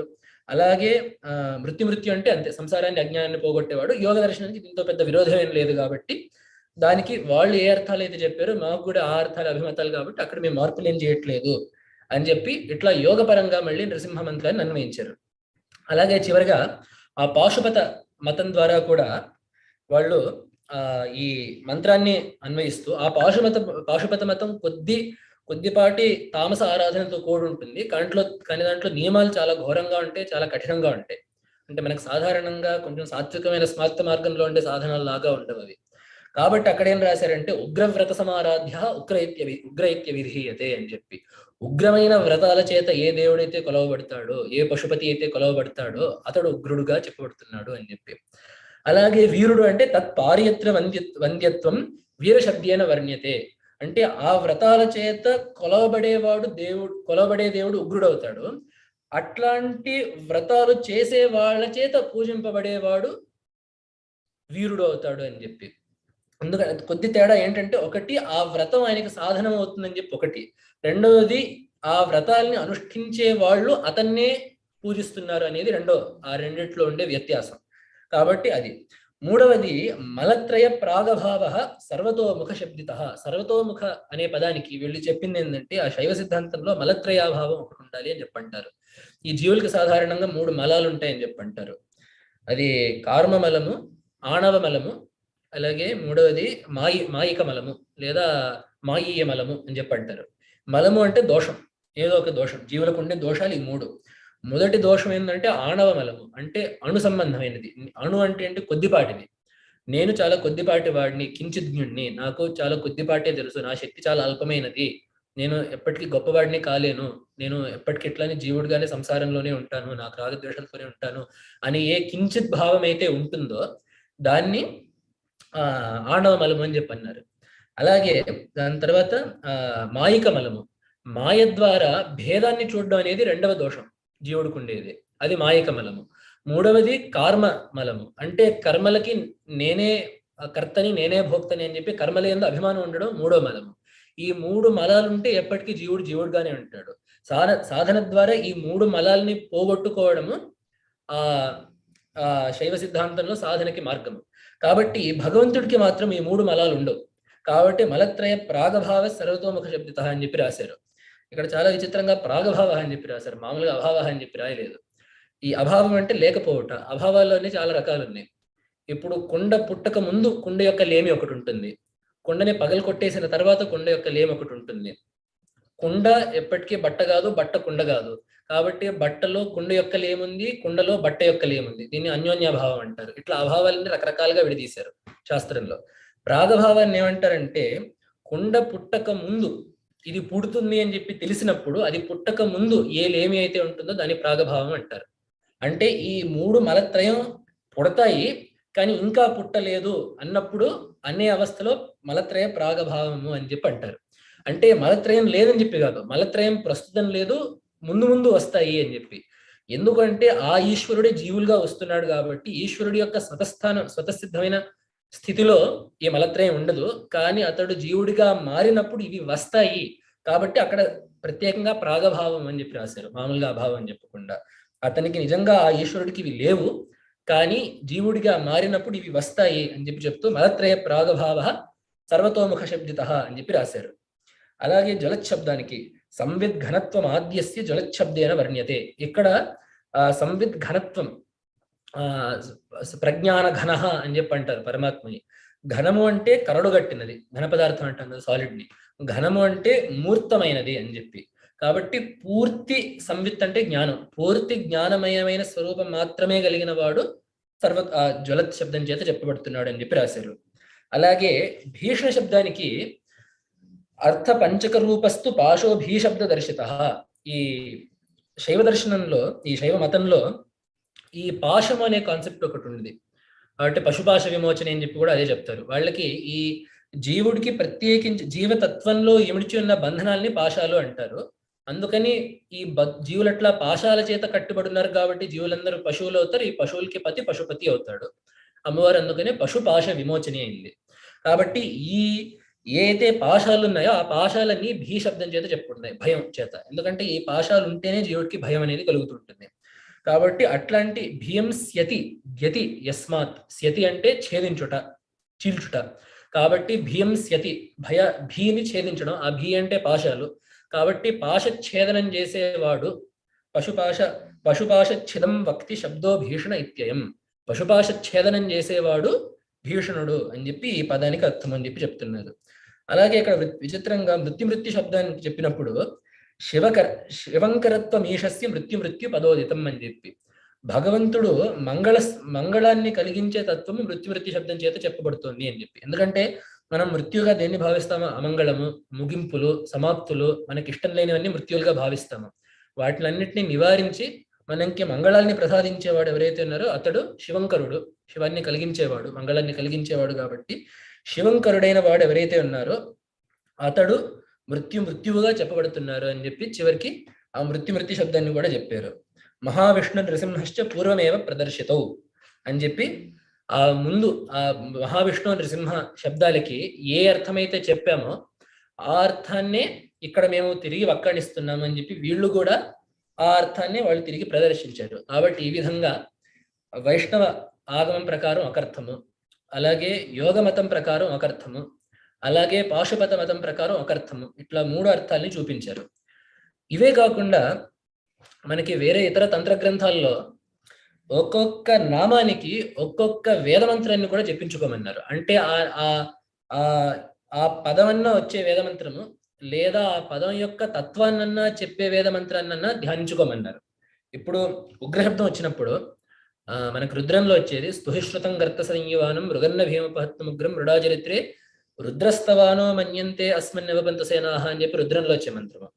ఆ నృసింహ తాపనీయోపనిషత్తులో కొద్ది మార్పు సింహస్తవానో మన్యంతే అస్మిన్ నివబంత సేనాహ అని చెప్పి కొద్ది మార్పుతో అదే మంత్రం మళ్ళీ వస్తుంది.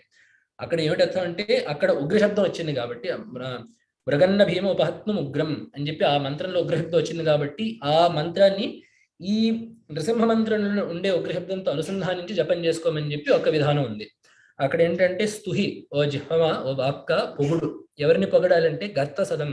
గర్తం అంటే లోయ్. ఆ లోయ్ అంటే మనస్సు యొక్క లోయలో కూర్చొని ఉన్నవాడు. యువానం, ఎల్లప్పుడూ యువకుడుగానే నిత్యయోవనంగా ఉండేవాడు. అలాగే మృగన్న భీమ ఉపహత్నం ఉగ్రం. ఉపహత్నం చంపడానికి సిద్ధంగా, సంహరించడానికి సిద్ధంగా ఉగ్రంగా ఉండేవాడు. మృగన్న సింహము వలె ఎవరైతే సంహరించడానికి సిద్ధంగా మనస్సు యొక్క లోయలో కూర్చొని ఉన్నారో అట్లాంటి వాడిని మృడా చరిత్రే రుద్ర స్తవానః. ఈ స్తవానః నా స్తుతించే నా యొక్క చరిత్రే జీర్ణించుకుపోతున్న ఈ శరీరంలో ఉన్న నన్ను ఓ రుద్ర లేదా ఓ సింహమా నువ్వు రక్షించాలి అని చెప్పి ఈ మంత్రం యొక్క అర్థము. దాన్ని ఉగ్రమంత్రంతో కలుపుకోమన్నారు. అలాగే మహావిష్ణు వచ్చినప్పుడు వీర శబ్దం, ఉగ్రం వీరం వచ్చినప్పుడు ప్రతద్విష్ణు స్తవతే వీర్యాయ మృగోన భీమ కుచరో గిరిష్ఠా యస్యోరుషుత్రిషు విక్రమణేషు అధిక్షయంతి భువనాని విశ్వ అనే మంత్రాన్ని చెప్పారు. ఆ విష్ణు తద్విష్ణు, ఆ విష్ణు వీర్యాయ స్తవతే, తన యొక్క వీర్యం చేత కొనియాడబడుతున్నాడు, తన వీర్యం చేత చాలా మెప్పులు పొందుతున్నాడు అని చెప్పి రాశారు. అదే ఆ రుక్కు సూక్తంలోనే వస్తూ విష్ణుర్ గోప అదాభ్య అని చెప్పి అంటారు. అది ఈ నృసింహ అవతారానికి సరిగ్గా సరిపోతుంది. విష్ణు గోపాహ రక్షించువాడు, అదాభ్య అదాభ్య అంటే మోసగించడానికి వీలు కానివాడు.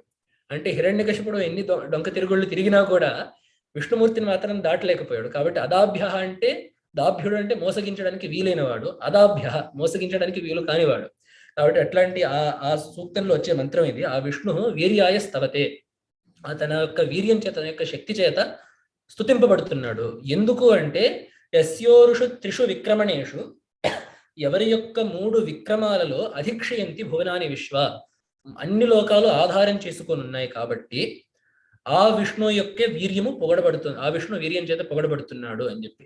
ఆ 3 విక్రమాలు ఏంటంటే మనం ఇందాక చెప్పుకున్న సూర్య చంద్ర అగ్ని తేజస్సులుగాను, లేదా భూర్భువ స్వర్లోకాల్లోనూ ఏ దేవుడైతే విక్రమిస్తున్నాడో ఆ విక్రమం ద్వారా లోకాలన్నీ ధరింపబడుతున్నాయి కాబట్టి ఆ దేవుడు కొలవబడాలి.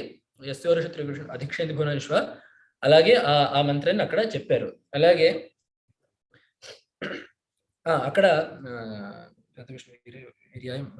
మృగోన భీమ కుచరో గిరిష్ట ఆ భాగం కూడా చెప్పాలి. ఎందుకంటే అక్కడ మృగోన భీమ అని చెప్పి మళ్ళీ సింహం వచ్చింది.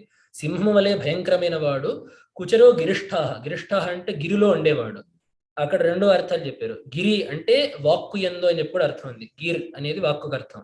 గిరిష్ఠ అంటే వేదాల ద్వారా ప్రకటింపబడేవాడు అని చెప్పి ఒక అర్థం. అలాగే గిరిష్ఠ అంటే మేరు పర్వతం సాధారణంగా దేవతా నిలయంగా చెప్పబడుతూ ఉంటుంది. కాబట్టి ఆ మేరు పర్వత శిఖరంలో సంచరించి ఆ దేవుడు ఎవరైతే ఉన్నారో అతన్ని పొగడాలి అని చెప్పి అర్థం వస్తుంది. అలాగే జ్వలంతం, ఆ జ్వలత్ శబ్దానికి ఏమొస్తుందంటే ఆర్ద్రం జ్వలతి జ్యోతిరహమస్మి, జ్యోతిర్జ్వలతి బ్రహ్మాహమస్మి, యోహమస్మి బ్రహ్మాహమస్మి, అహమస్మి బ్రహ్మాహమస్మి అని చెప్పి తైత్రీయంలో మహానారాయణంలో వచ్చే మంత్రం ఇది. మనకి కృష్ణ యజుర్వేదంలో అహం బ్రహ్మాస్మి అనే మహావాక్యం రాదు, అది శుక్ల యజుర్వేదంలో వస్తుంది. కానీ కృష్ణ యజుర్వేదంలో దానికి చాలా దగ్గరగా జ్యోతిర్జ్వలతి బ్రహ్మాహమస్మి అనేది దానికి చాలా దగ్గరగా వచ్చే మహావాక్యము. తడిగా మండే జ్యోతిని నేను అని చెప్పి, ఆర్ద్రం జ్వలతి జ్యోతి అహమస్మి, ఒక జ్యోతి మండుతోంది అదే నేను, అది తడిగా మండుతోంది అని చెప్పి అక్కడ పదే పదే జ్వలతి జ్వలతి జ్వలతి అని చెప్పి ఆ మంత్రంలో రావడం ద్వారా ఆ మండే బ్రహ్మమే నేను అని చెప్పి ఏ మంత్రం అయితే వేదంలో ఉందో దాన్ని ఇక్కడ జ్వలత్ శబ్దంతో అన్వయం చేసుకోమన్నారు. అలాగే ఆ సర్వతోముఖం అన్నప్పుడు సర్వతశ్చక్షురతు విశ్వతోముఖో విశ్వతశ్చక్షురతు విశ్వతస్పాత్ సంబాహు భ్యాన్నమతి సంపతత్రయర్ద్యావా పృథివీ జనయన్ దేవ ఏకః అనే ఒక మంత్రం ఉంది. విశ్వతశ్చక్షు ఉత విశ్వతోముఖ అని చెప్పి అది విశ్వతోముఖ అన్న సర్వతోముఖ అన్న ఒకటే అర్థం. అలాగే అక్కడ ఆ మాట వస్తుంది. అలాగే నృసింహం భీషణ శబ్దానికి ఏం చెప్పారంటే, ఇది కూడా తైత్తిరీయోపనిషత్తులో భీషాస్మాద్వాతః పవతే భీషోదేతి సూర్య భీషాస్మాత్ అగ్నిశ్చేంద్రశ్చ మృత్యుర్ధావతి పంచమ ఇతి అని చెప్పి ఒక మంత్రం ఉంది. ఈ దేవుడి యొక్క భయం చేతనే గాలి వీస్తుంది, ఈ దేవుడి యొక్క భయం వల్లనే సూర్యుడు ఉదయిస్తున్నాడు, ఈ దేవుడి యొక్క భయం వల్లనే ఇంద్రుడు వర్షాలు కురిపిస్తున్నాడు, అగ్ని మండుతున్నాడు యజ్ఞాల ద్వారా, ఈ దేవుడి యొక్క భయం ద్వారానే మృత్యువు ఈ భూమిలో సంచరిస్తూ ప్రాణాలని తీస్తోంది అని చెప్పి ఒకటి ఉంది. అంటే అవి భయపడుతున్నాయంటే ఏమిటి, వాటిని నియమించి ఒక పై శక్తి ఒకటి ఉంది. ఆ పై శక్తిని ఈశ్వరుడు అని చెప్పంటున్నాము. ఆ ఈశ్వరుడిని దీంట్లో నృసింహస్వామి ద్వారా ఆరాధించుకుంటున్నాం. కాబట్టి భీషణ శబ్దాన్ని చెప్పుకునేటప్పుడు ఆ మంత్రాన్ని అనుసంధానం చేసుకోమన్నారు.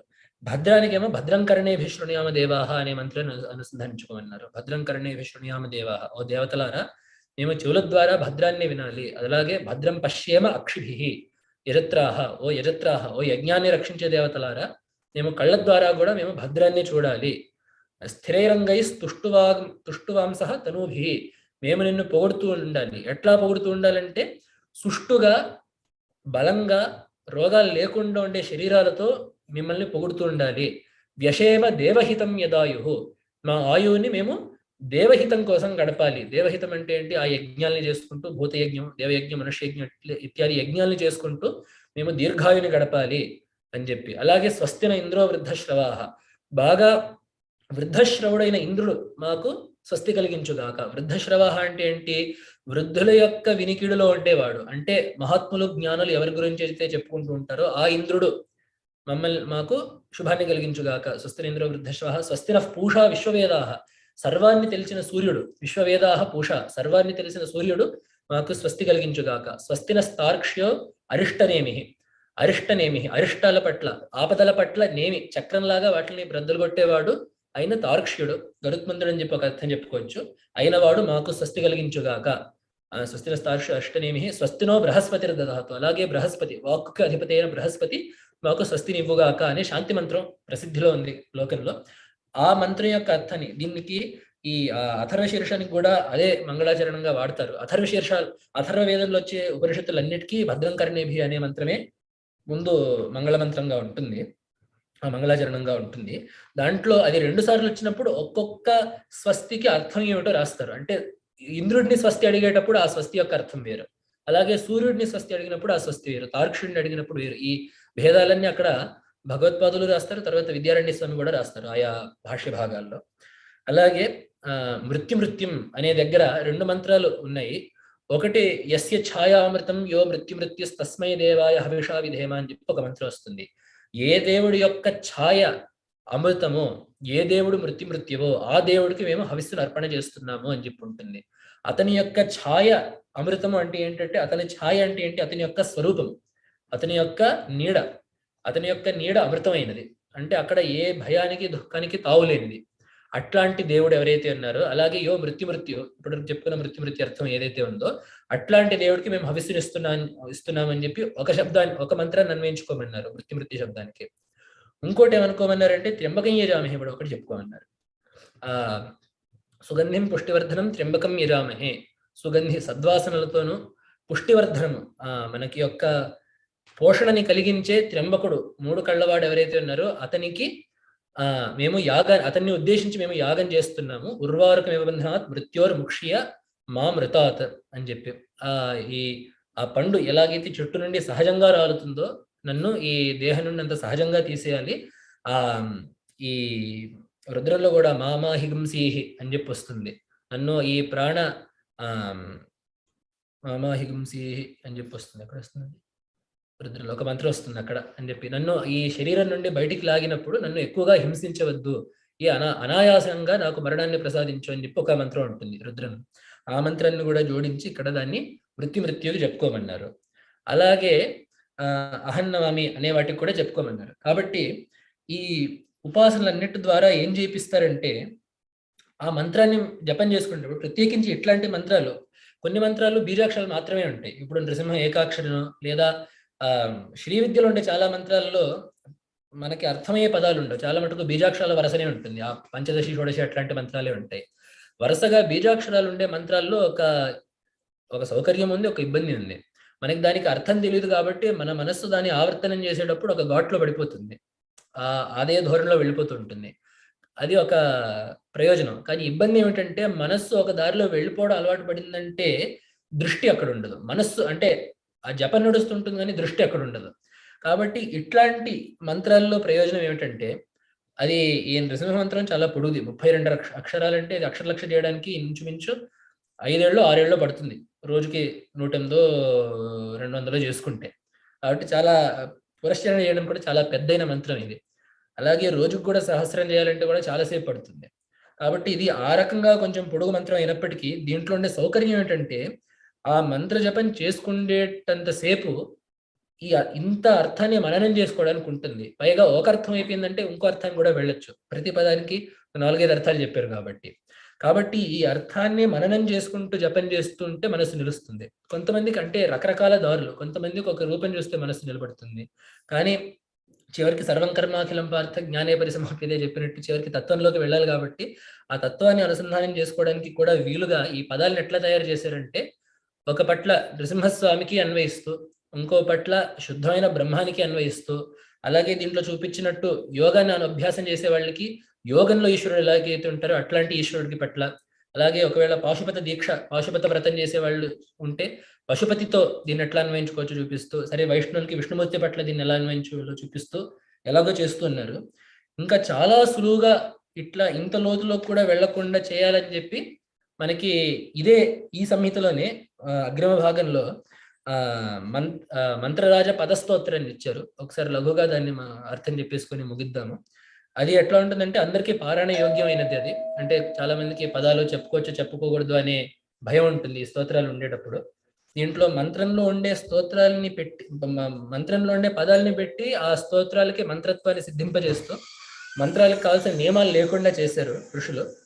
కాబట్టి దాంట్లో ఆయా పదాలు ఆయా విభక్తుల్లోనూ వస్తూ ఆయా క్రియాపదాలతోనూ సహితంగా వస్తున్నాయి. కాబట్టి అక్కడ వృత్తోత్ఫుల్ల విశాలాక్షం విపక్షక్షయ దీక్షితం నినాదత్రస్త విశ్వాండం విష్ణుముగ్రన్నమమ్యహం అనేది అక్కడ ఉగ్రశబ్దానికి నిర్వచనంగా చెప్పారు. అక్కడ భగవంతుడు ఎలా ఉన్నాడంటే వృత్తోత్ఫుల్ల విశాలాక్షుడు. ఉత్ఫుల్లం అంటే కలువ, ఉత్ఫుల్లం అంటే విచ్చుకున్నది. కాబట్టి గుండ్రంగాను విచ్చుకున్న కళ్ళు కలిగిన వాడు, విపక్ష క్షయ దీక్షితం శత్రు సంహారానికి దీక్షితుడైన వాడు, నినాదత్రస్త విశ్వాండం తన గర్జన చేత ముల్లోకాల్ని భయపెడుతున్నవాడు అయిన ఉగ్రుడైన స్వామికి నమస్కారము. అలాగే సర్వైరవధ్యతాం ప్రాప్తం సబలోగంధితే సుతన్ నఖాగ్రే శకిలీ చక్రే యహ తం వీరన్నమమ్యహం. ఏ దేవత చేత కూడా చంపబడలేనటువంటి హిరణ్యకశిపుని ఏ దేవుడైతే తన యొక్క గోళ్ల చేత సంహరించాడో అట్లాంటి వీరుడికి నమస్కారము. అలాగే మనం ఇందాక చెప్పుకున్నట్టు పదావిష్టబ్ధ పాతాలం మూర్ధావిష్ట త్రివిష్టపం భుజప్రవిష్టాష్టదిశం మహావిష్ణు నమమ్యహం. తన యొక్క పాదాల చేత పాతాళాన్ని, శిరస్సు చేత ఊర్ధ్వలోకాలని, భుజాల ద్వారా దశ దిశల్ని ఆక్రమించి ఉన్న మహావిష్ణువు ఎవరైతే ఉన్నారో ఆ మహావిష్ణువుకి నమస్కారం అని చెప్పి. అలాగే జ్యోతిం శర్కేందు నక్షత్ర జ్వలనాదీన్యనుక్రమాత్ జ్వలంతి తేజసా యస్య తం జ్వలంతం నమామ్యహం. జ్యోతులు అన్ని ఏవైతే ఉన్నాయో లోకంలో, జ్యోతింషి అర్క ఇందు నక్షత్ర జ్వలనాదీని, సూర్యుడు, చంద్రుడు, అగ్ని, నక్షత్రాలు, ధూమకేతువులు ఇత్యాదివన్నీ ఏ వెలుగులైతే ఉన్నాయో, ఎవరి తేజస్సు ద్వారా వెలుగుతున్నాయో ఆ జ్వలత్తు అయిన పరమాత్మకి నమస్కారము. సర్వేంద్రియరపి వినా సర్వం సర్వత్ర సర్వదా యోజానాతి నమామ్యాద్యంతమహం సర్వతోముఖం. ఇంద్రియాలు లేకపోయినా సర్వం ఎవరికి తెలుస్తుంటాయో అట్లాంటి సర్వతోముఖుడికి నమస్కారము. నరవత్ సింహవచ్చైవ యస్య రూపం మహాత్మనః మహాసటం మహాదౌష్ట్రం నృసింహంత నమామ్యహం. నరుడి వలె సింహము వలె ఎవరి ఆకారం ఉందో, పెద్ద జూలు, ఘోరమైన కోరలు కలిగిన ఏ దేవుడైతే ఉన్నారో అట్లాంటి నరసింహస్వామికి నమస్కారము అని చెప్పి సర్వే మహాసటం మహాదౌష్టం నృసింహంత నమామ్యహం. యన్నామ స్మరణాద్ భీతాః భూతవేతాళ రాక్షసాః రోగాద్యాశ్చ ప్రణశ్యంతి భీషణంత నమామ్యహం. ఎవరి యొక్క నామస్మరణ చేత మాత్రమే భూతాలు, రాక్షసాలు, పిశాచాలు భయపడతాయో, రోగాదులు నశిస్తాయో అట్లాంటి భీషణుడైన స్వామికి నమస్కారం అని చెప్పి చెప్తూ సర్వే భీషణంతన్వామ్యహం. సర్వోపియం సమాశ్రిత్య సకలం భద్రమశ్నుతే శ్రియాచ భద్రయా జుష్టః యస్తం భద్రం నమామ్యహం అని చెప్పి ఇంకో అర్థం అక్కడ చెప్పారు. భద్ర శబ్దానికి ఎవరిని ఆశ్రయిస్తే ఉపాసకులకి భద్రం, మంగళం కలుగుతుందో, అలాగే భద్ర అయిన లక్ష్మీదేవి ఎవరినైతే వదిలిపెట్టదో ఆ అమ్మవారి చేత ఆశ్లిష్ట, ఆ అమ్మవారి చేత ఖర్చుకోబడినవాడు ఏ దేవుడైతే ఉన్నారో ఆ భద్రుడుకి నమస్కారము అని చెప్పి యస్తం భద్రం నమామ్యహం. సాక్షాత్ స్వకాలే సంప్రాప్తం మృత్యుం శత్రుగణాన్వితం భక్తానాం నాశయేద్యః తు మృత్యుం నమామ్యహం.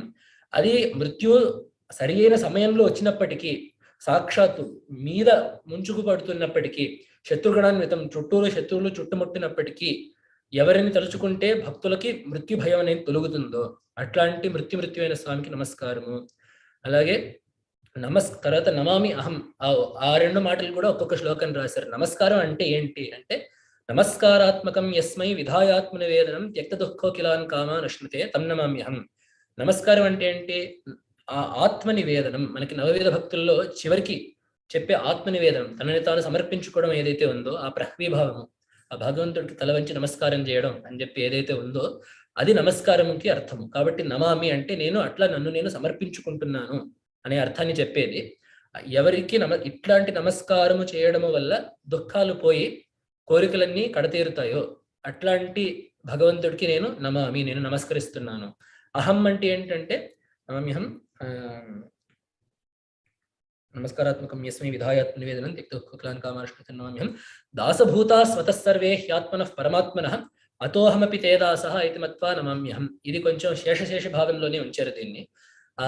ఈ అతడు పరమాత్మ, నేను ఆత్మ, అతడు అపరిమిత శక్తి సంపన్నుడు, నేను పరిమిత శక్తి కలిగిన వాడిని. కాబట్టి నేను ఎప్పటికీ అతనికి దాసుడిని, అతని కింకరుడిని, నేను అతన్ని సేవించుకుంటూ నేను ఉంటాను. అట్లాంటి స్వామికి నమస్కరిస్తున్నాను అని చెప్పి శంకరేణ ఆదరాత్ ప్రోక్తం పదానాం తత్వనిర్ణయం త్రిసంధ్యం ఎప్పటే తస్య శ్రీర్ విద్య ఆయుష్య వర్ధతే అని చెప్పి ఈ పదాలన్నిటికీ నిర్వచనం ఎవరు చెప్పారంటే సాక్షాత్తు శంకరుడు చెప్పాడు. యహిర్బుద్ధి సంహితలు అని చెప్పి రాశారు. అందుకని మొదట్లో పరమశివ గురుం అని చెప్పి ఆ శ్లోకంలో ఉండింది. కాబట్టి అట్లాంటి శంకరుడు చెప్పిన తత్వార్థ నిర్ణయం, దానికి పెట్టిన పేరు శంకరేణ ఆదరాత్ ప్రోక్తం పదం తత్వార్థ నిర్ణయం, పదానాం తత్వ నిర్ణయం, పదాల యొక్క తత్వాన్ని నిర్ణయింపజేసే ఈ స్తోత్రం ఏదైతే ఉందో దీన్ని పారాయణ చేసే వాళ్ళకి 3 పెరుగుతాయంట. శ్రీహి విద్య ఆయుహు, ఐశ్వర్యము, విద్య, ఆయుష్యము, ఈ 3 పెరుగుతాయి అని చెప్పి ఈ స్తోత్రంలో చెప్పారు. ఈ స్తోత్రం ఒకటి మంత్రరాజ ఉపదేశం లేని వాళ్ళు మంత్రరాజం చేసుకోవడానికి ఒకటి. అలాగే ఇంకో శ్లోకం నేను ఈ ప్రవచనానికి మంగళాచరణంగా చెప్పింది. ఉగ్రం శాంతంచ వీరం సకలమయ మహావిష్ణుం అగ్నిం జ్వలంతం సర్వత్ర అనంతవక్త్రం నరమృగ వపుషం భీషణం సర్వభద్రం సర్వజ్ఞం మృత్యుమృత్యం బహువిధనుతిభిర్వందితం విశ్వలోకై విశ్వాహంకార బీజం. ఇక్కడ విశేషం, ఇక్కడ మళ్ళీ ఈ శ్లోకంలో కూడా ప్రతి పదానికి అర్థం చెప్పుకుంటూ నమామ్యహం అన్నప్పుడు అహం శబ్దానికి విశ్వాహంకార బీజం అని చెప్పారు. అంటే నమామ్యహం అన్నప్పుడు ఏంటి? అహం నమామి, నేను నమస్కరిస్తున్నా అని చెప్పి సాధారణంగా చెప్పుకునే అర్థం. కానీ ఇక్కడ అహం అనే దాన్ని ద్వితీయ విభక్తిలో తీసుకున్నారు.